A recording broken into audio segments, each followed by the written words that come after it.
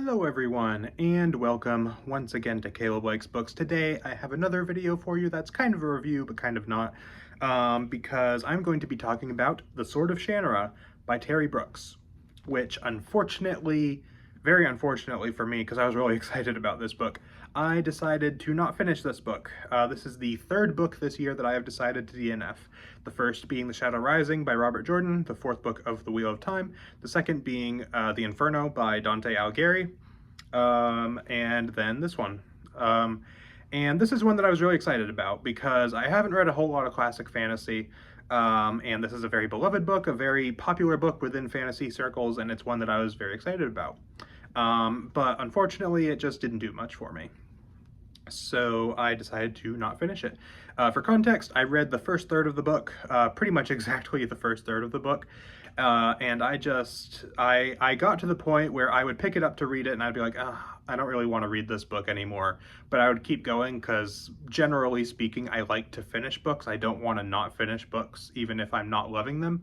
But it just got to the point where I was reading this and I was like, I was kind of thinking about this also from the YouTube perspective, admittedly, although it was mostly from the perspective of I just don't really feel like reading this anymore. But I was also thinking, if the book keeps up like this as it's going on throughout the entire thing, when I sit down and decide to do my review for this book, I am going to have nothing to say because I have basically no feelings about what I read about this book. It wasn't bad. It wasn't amazing.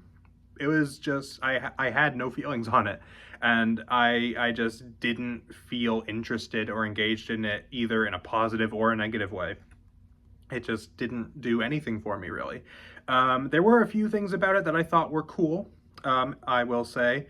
Not things that I loved, but things that I thought were kind of interesting. I liked the classic fantasy feel this has. Like, you can tell, even if you don't know when this book was published, which was in 1977, so quite a while ago. This just feels very classic fantasy, which I did enjoy. I like that general feel to this book. I also enjoyed the writing style a decent amount. Very easy to get into. It's very easy to read, which I appreciate, but I also just liked the writing style. I think it was written very well. And there's some other stuff in here. I liked a couple of the tropes that were in here. I also kind of disliked a couple of the tropes that were in here. This is a very tropey book from what I can tell, and from what I've heard. And some of them I do really like. There's the wise mentor trope, or wise wizard in some cases, which I believe is the case in this book with Al-Anon, who is probably my favorite character for what I read in this book, and the only character that really stood out to me to the point that I probably could not name you a single other character in this book, in the third that I read. And there's some other stuff, some interesting stuff, but generally this book didn't really do much for me. I just hate to say it because I really wanted to enjoy it. And it wasn't even necessarily that the book was bad. I wouldn't even go as far as to say it was bad. It just had me feeling not really much of anything. It wasn't really a feeling of, I want to keep reading this book. I would pick it up to read it and I would be like, I don't really feel like reading this. But I would read it anyway because I want to finish this book. And then it got to the point, several times in a row where that happened, and I was just like, if I'm reading this and not getting anything out of it, and I'm feeling no particular way about it, like not really having any actual opinion on the book other than I read it, basically, then I probably should just stop reading it because I'm not getting anything out of it. Even books that I dislike, I still want to read those, and generally because I'm actually getting something out of it. I'm actually seeing something that I'm like, I don't really like that, or I'm seeing something where, there might be a few good things in here, but then I'm interested in seeing how those play out, or things like that. With this, it just was nothing, really. But it wasn't bad, for sure, and it is something that I intend to pick up again someday, maybe, hopefully. But yeah, that's pretty much all I have to say about this book, and I feel like for some people, they might assume, since I haven't read a lot of classic fantasy, a lot of my fantasy reading has leaned much more modern. They might think that it is because of the tropes, classic tropes that have been done to death and I'm tired of, or something like that, or the writing style, because this was written almost 50 years ago, things like that. that wasn't really it. It just didn't really click with me, and I don't know why exactly, because for all intents and purposes, I should have probably enjoyed this, because even though I haven't read a lot of classic fantasy in general, I like the aesthetic and the feel of classic fantasy. You know, I love Lord of the Rings, for example, and the rest of Tolkien's stuff that I've read. You know, I love the writing style in here. I love some of the tropes. I also dislike some of the tropes, but you know, I'm not opposed to tropes or things like that, basically. So by all means, I should have enjoyed this a bit more, but I just wasn't getting anything out of it.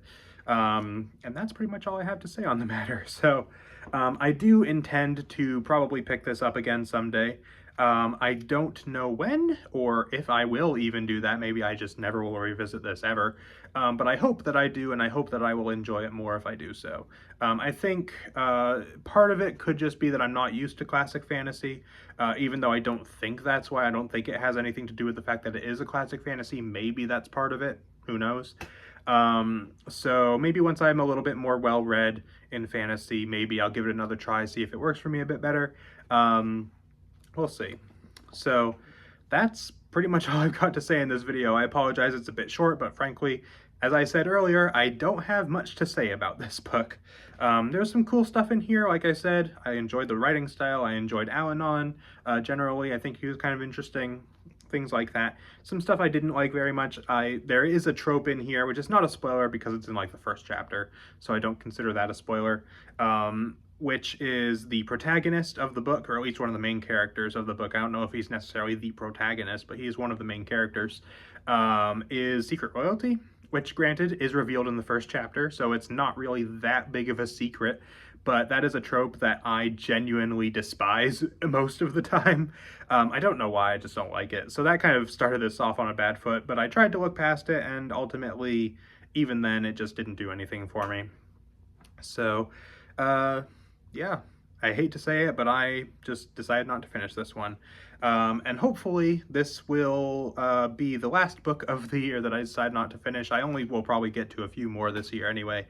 Yeah, so generally speaking, I don't DNF books that often, so I'm sure it'll probably be a little while before I decide to do that again. So that's pretty much all I got to say. So let me know down in the comments what you think of all of this. Do you kind of, if you've read this book, do you kind of get where I'm coming from? Do you really love this book? Do you think that my reasons are stupid? Whatever it may be. So that's pretty much all I've got to say. So that will be it for this video. So thank you all for watching, and I will see you guys next time.